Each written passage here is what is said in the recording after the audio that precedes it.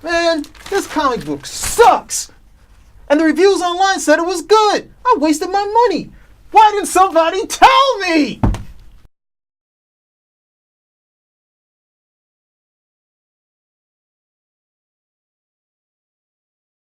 Hey everybody, this is Spinnerack. We have Petey here and Calvin Ellis, ready to rock. this is our back issue that we're doing, New Gods number 7. This is the Pact.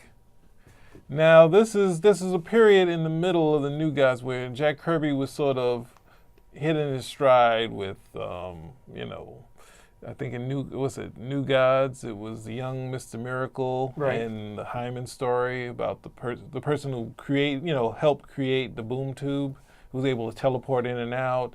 And we had in the Forever People, we saw Darkseid using his Omega beams and seemingly wipe out the Forever People. So we had some interesting stuff going on in there.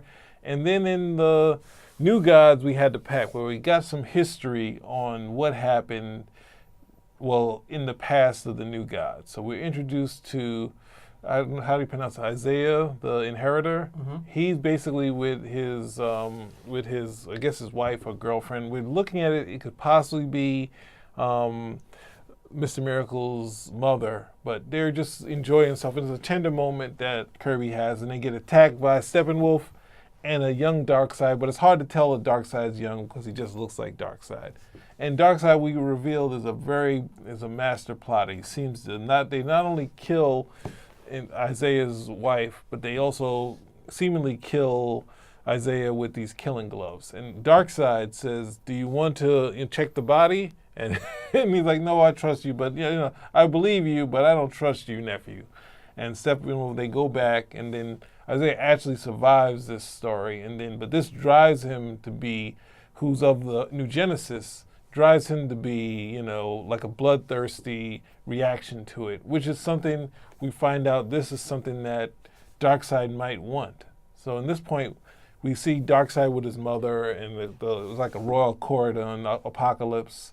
And in this part, we meet Metron, and Metron is now, we hear what we've been reading in the first issues. We find out Metron's playing both sides. He's more playing, he's the academic. He wants to find knowledge, and he'll take it anyway. So this X element is going to create the Mobius chair. We find out all these bits and the boom tube, and that's what Metron does. But then you see Darkseid's mother. She's just completely terrible. And what's going on? And Isaiah comes back.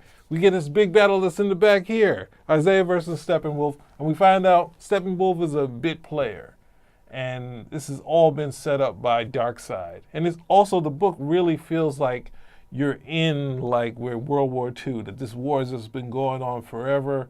It's dark and heavy. And now Isaiah realized, and then we have Metron again with Isaiah, and it's like, wow, he's, and everyone's okay with him being on both sides. But, Isaiah's like, he's lost his way. He completely lost his way. He doesn't know what to do. And he goes to the source, and the source, I'm not sure if, I'm guessing Kirby might have read, 2001 and created his own monolith in the story, but it's interesting to see that element in the story. There's a wall. He connects with the wall, the source, and he becomes the Highfather. We don't really know that he's going to be Highfather, but then this plot, this thing that drives the New God is that the children have been switched. Darkseid's son has been switched, and Highfather's son has been switched, and this causes a peace treaty. And once we see how the New God started, this peace treaty is over, and now we have the war that's going on again. So it's a powerful issue. It's really the rawest that we could ever get of Kirby, and it's before the editorial is like saying this is, it's not selling as much, and you can see him being frantic and introducing Bug, a character that I don't know if foragers need to be introduced that quickly. But we really got the history of the New Gods, and it's one issue, and it has so much story in it. So when I read it, I'm thinking of Star Wars, but it's not exactly like Star Wars, but it has the element of the switch, the child being switched out. But when you first hear it, it's like, oh my God, Star Wars took from New Gods. Empire Strikes Back took from the New Gods, but it's not exactly like that. It would have been great if Justice League, the movie, had actually taken from the New Gods. That would have been great. Well, having the boom tube in there and having the story, not the gadgets, the story. Yeah, we could have that. But I mean, this is Kirby at this period, sort of at his best. This middle period of the New Gods, even though it's very rough as far as it's not Vince Colletta or who was it, Joe Sinnott, but we got to see really raw what Kirby meant to do, and I enjoyed it. I enjoyed this period very much of the New Gods. So, what do you think about this book? Well, when I hadn't read the book first, I had known the New Gods storyline. And I was very, very much interested in reading, because I loved Mr. Miracle, so I was very much interested in reading the pact that was made between Highfather and Darkseid, the switching of the suns and so on and so forth. So I get over to this issue, which pretty much is everything that you need to know. And if you've been a patient reader, it's been a few months, but it's everything that you need to know about the foundation of the whole, not so much necessarily the New Gods world, but what gets, a lot of the stuff started that we're still dealing with. And the complexity of it is great in comparison to what you have today. I mean, a lot of guys now, and I hate to bring these battle boards into it, but you'll go there and they'll say, oh, no, nobody ever defeats Darkseid because that's just an avatar. And they haven't used avatars in years. Okay, they haven't used avatars since the Bronze Age, but that's pretty much what it would be. When you would speak with whatever it was, Darkseid, it was almost like a Doombot at the end of the day, or like an LMD with Nick Fury. You were never sure if that was actually him, and it would identify, no, I'm an avatar. You're wasting your time, that sort of stuff. But here, you get to see just how much of a planner and just how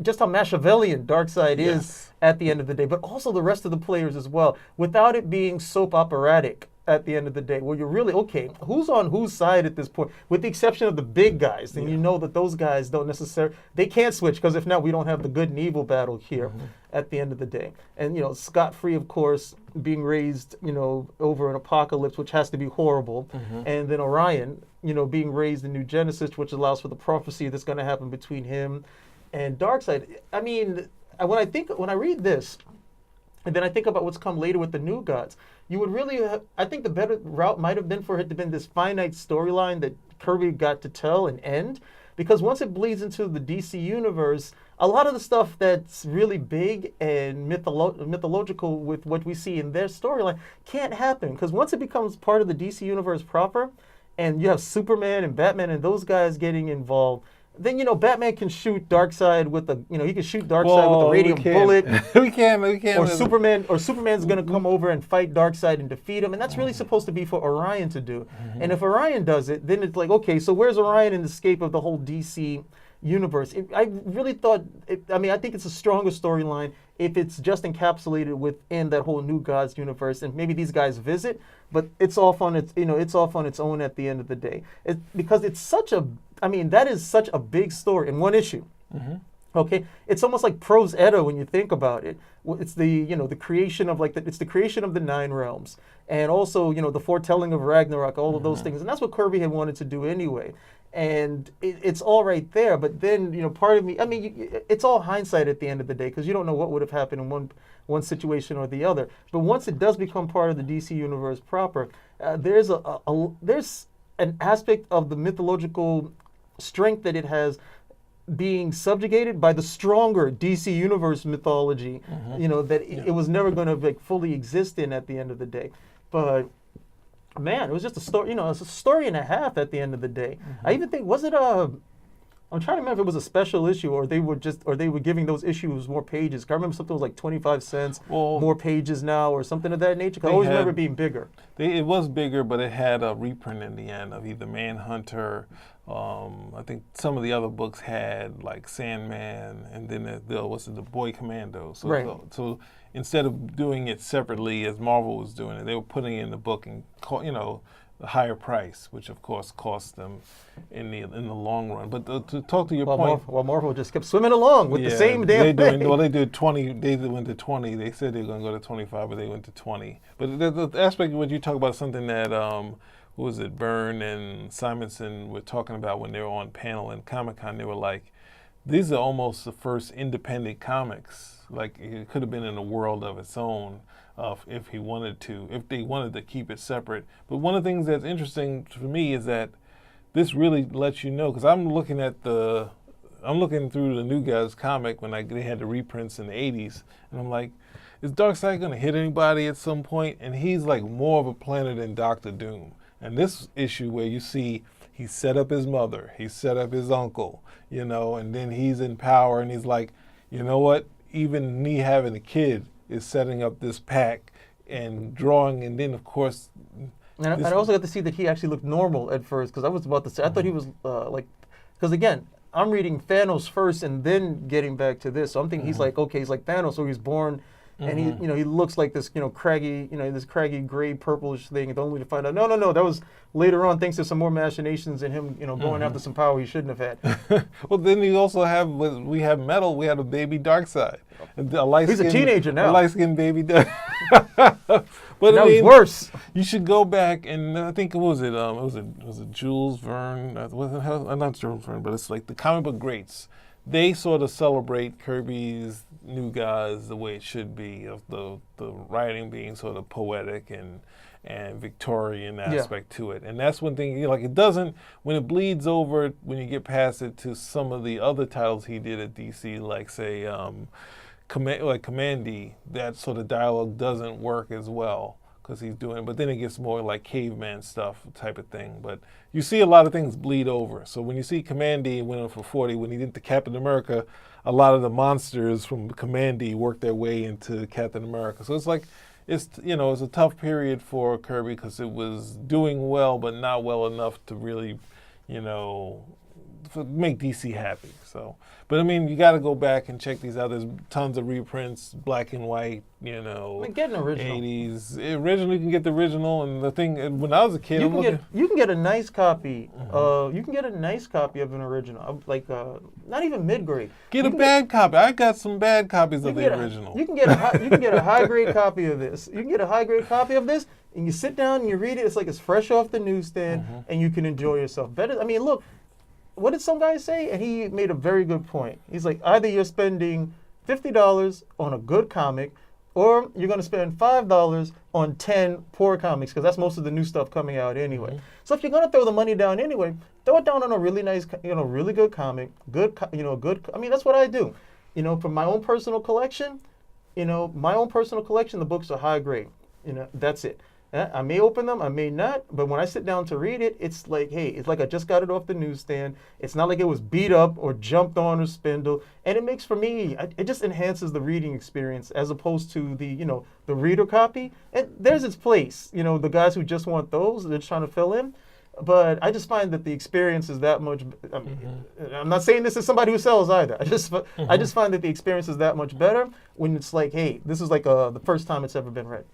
I would say in collecting some of the Kirby stuff, one of the things that you definitely miss when you get the reprints would be the letter page, because you get to meet like Mark Grunwald in the Jimmy Olsen's letter page. You get to meet a lot of the people that would become talents in there. So that's one thing you can say for that. And then with these extra books and having the backup of the Simon and Kirby work. But one of the things that I've experienced when you decide that after 20 years on this earth, I read possibly maybe 20, 30 issues of the Fantastic Four run. And I'm like, how am I going to get the rest of these books? Reprints. Yes. Reprints. Well, hey, look, when you're looking at Fantastic Four #1, you're looking at a reprint. I can't advocate you spending $4 or $5 so you can have that first time experience. But New Guys #7 is within your wheelhouse. Yes, yeah. And I have actually have Fantastic Four #2, but it's coverless. They have like a photocopied cover on the whole thing. But I have yet to read it because I'm so afraid, since it doesn't have the cover, I don't want to turn the page and the whole thing starts falling apart. That's the thing when you get, I think I got Fantastic Four 53, and when I got it, it probably was in decent shape, but then it's just like, oh my God, I'm just pouring over this. Look at this is amazing. And the next thing you know, I think I might still have that, but the other one, the Black Bolt issue, that one I think got stolen. So it's but you know, Like like Black Bolt on the cover, 50. the one 52, where they 53, fight, 54? he fights the thing. Yeah, when he fights the thing, and I think I had one later one. So it's like 3 regular ones. I think the pocketbook reprints. I think then I got a Masterworks, and then I went crazy and bought the Marvel's Greatest Comics. And I think I got almost the entire, like, close to most of the issues, the key issues, which I had missed. But the only difference, the other problem is that that's the thing you go through. You don't get the same color. Like, they recolor some of the stuff. So They it's always like, do. why are you recoloring? Like Like I have the Simonson run, and I got also they had these hardcover trades, and I paid some good money for those things because I got them after they came out. So the price, like you can pay up to $400 for one of those things. Okay, but I got a decent price on it, fine, and it's great. I usually use it if I have a book and the cover's kind of bent. I'll use it to press it down. I'm still using the old world type stuff. But you look at the color. You look at the color that they decided on, as opposed to the colors that were there, and I have to ask myself, what was wrong with the colors here? Yeah. You see it weaken, like you have a dark color like this and they turn it white or something like that, or like a light blue, and it's like you're killing the mood because this is like dark. You read the comic and it's like dark. This is like no man's land, this stuff, like war. And the experience is, the experience is different at the end of the day. There's certain things I just want because I want to be able to read the story again.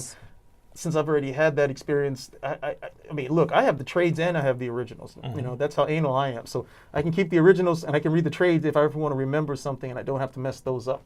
That's where I'm at in terms of overall collecting. But this has become more comic book hero and less comic book. This is all we have to do for today. This is our last review. New Guys number 7. Check it out, and we'll see you later. Thanks Spinnerack. You saved me money.